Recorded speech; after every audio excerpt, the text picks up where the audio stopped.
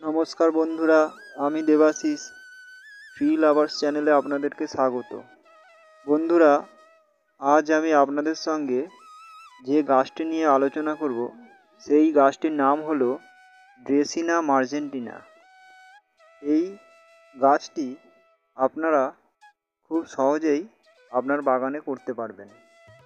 আপনারা দেখতে পাচ্ছেন আমার এখানে দুটি গাছ রয়েছে এবং এই দুটি গাছই কাটিং থেকে তৈরি করা, এবং আপনারা চাইলে আপনাদের পছন্দ মতো গাছ নার্সারি থেকে আনতে পারেন, কারণ এই ড্রেসিনা মার্জেন্টিনা গাছের অনেক রকমের ভ্যারাইটি রয়েছে। তাই আপনারা আপনাদের পছন্দ মতো গাছ বাগানে সংগ্রহ করে আনবেন, এবং এই গাছের দাম খুবই কম। চলুন এখন জেনে নেওয়া যাক এই গাছটির মাটি আপনারা কিভাবে তৈরি করবেন। এই গাছের জন্য সেরকম কোনো মিডিয়া তৈরি করতে হয় না, গার্ডেনিং সয়েলেই এটি ভালো গ্রো হয়।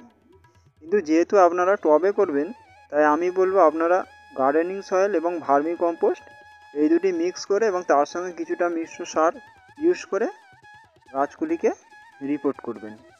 এবং এই গাছ রিপোর্ট করার জন্য আপনাদেরকে বড় পাত্র দেওয়ার দরকার নেই, আপনারা ছোট পাত্র থেকেই শুরু করতে পারেন। এবং আপনারা দেখুন আমার এই গাছ দুটি ছোট পটেই রয়েছে, তাই আপনারা ছোট পট থেকে শুরু করতে পারেন। এই গাছটিকে আপনারা ইনডোর এবং আউটডোর দুটোতেই রাখতে পারবেন। তবে যদি আপনারা এই গাছটিকে আউটডোরে রাখেন, অবশ্যই মনে রাখতে হবে এটাকে ওপেন রোদ্দুরে রাখা যাবে না। ওপেন রোদ্দুরে রাখলে কি হবে, আপনাদের এই গাছের পাতা উঠতে পারে। তাই আপনাদের সেমি শেডে রাখলে এই গাছটি খুব ভালো হবে। এবারে আসুন আমরা জেনে নেব এই গাছটি কীরকম জলের দরকার। এই গাছটির বন্ধুরা রুট খুব নরম, তাই আপনারা যখন জল দেবেন তখন একটু বুঝে দেবেন। অতিরিক্ত জল দিলে কি হবে, গাছের রুট ড্যামেজ হয়ে যাবে এবং গাছটি মারা যাবে।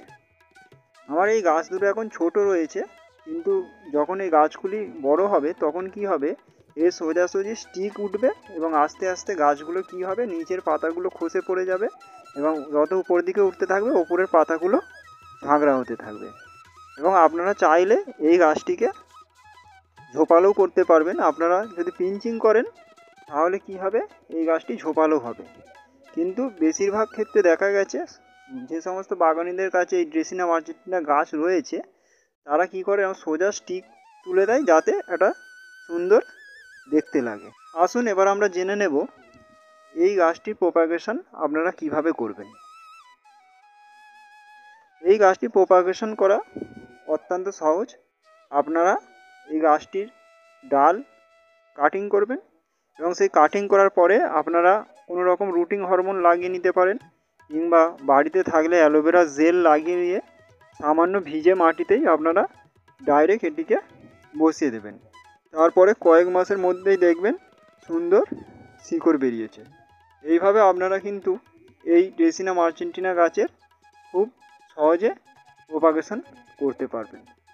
এবং আপনাদের মনে রাখতে হবে এই গাছটির সুন্দর করার জন্য আপনাদেরকে মাঝের মধ্যে, বিশেষ করে গরমকালে আপনাদের কি করতে হবে, ঠান্ডা জলে স্প্রে করতে হবে। এবং সেই ঠান্ডা জলের স্প্রেটা যদি সকালে এবং বিকাল টাইমে হয় তাহলে খুব ভালো হবে, তাহলে আপনার গাছটা যথেষ্ট ভালো থাকবে। এবারে আসুন বন্ধুরা আমরা জেনে নেব এই ড্রেসিনা মার্জেন্টিনা গাছের কীরকম কীটনাশক ইউজ করবেন। আমার কাছে এখন বর্তমানে দুটি গাছ রয়েছে এবং আরও অনেকগুলো গাছ রয়েছে ছাদে, কিন্তু এই গাছে আমি দেখেছি তেমন কোনো রোগ পোকার আক্রমণ হয় না। সামান্য পরিচর্যাতে এই গাছটি সুন্দরভাবে বৃদ্ধি পায়। কিন্তু আপনারা মাঝের মধ্যে নিম কীটনাশক দেখবেন, যাতে করে আপনাদের গাছে কোনো রকমভাবেই কিন্তু রোগ পোকার আক্রমণ হবে না। আপনারা এই ড্রেসিনা মার্জেন্টিনা গাছে মাঝের মধ্যে সার ইউজ করবেন। আপনারা মিশ্র সার ইউজ করবেন, তবে তার আগে গাছের নিচেতে টবের ধার বরাবর মাটি কিছুটা খুঁচিয়ে নিয়ে সেই সার ব্যবহার করবেন। তারপরে টবের ধার বরাবর আপনারা জল দিয়ে দেবেন। এরপরে কি হবে, আপনাদের গাছটি যদি রুটে কোনো সমস্যা হয়, যখন আপনারা মাটি খুঁচিয়ে দেবেন তখন আপনাদের সেখানে বাতাস প্রবেশ করতে পারবে এবং সুন্দরভাবে গাছের রুট চলাচল করতে পারবে মাটির মধ্যে। এইভাবে সহজ পরিচর্যার মাধ্যমে আপনারা গাছ করুন এবং এই ড্রেসিনা মার্জেন্টিনা গাছ খুবই সহজ পরিচর্যার একটি গাছ। আপনারা চাইলে কিন্তু বাগানে এই গাছটিকে নিয়ে হেজ তৈরি করতে পারেন।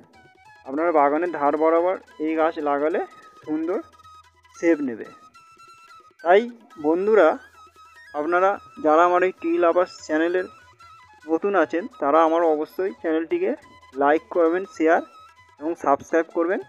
এবং যে কোনো গাছ করতে গিয়ে আপনাদের যদি কোনো রকম সমস্যা হয় তাহলে অবশ্যই আমার কমেন্ট বক্সে এসে কমেন্ট করবেন। এতক্ষণ ট্রি লাভার্স চ্যানেলের সঙ্গে থাকার জন্য ধন্যবাদ।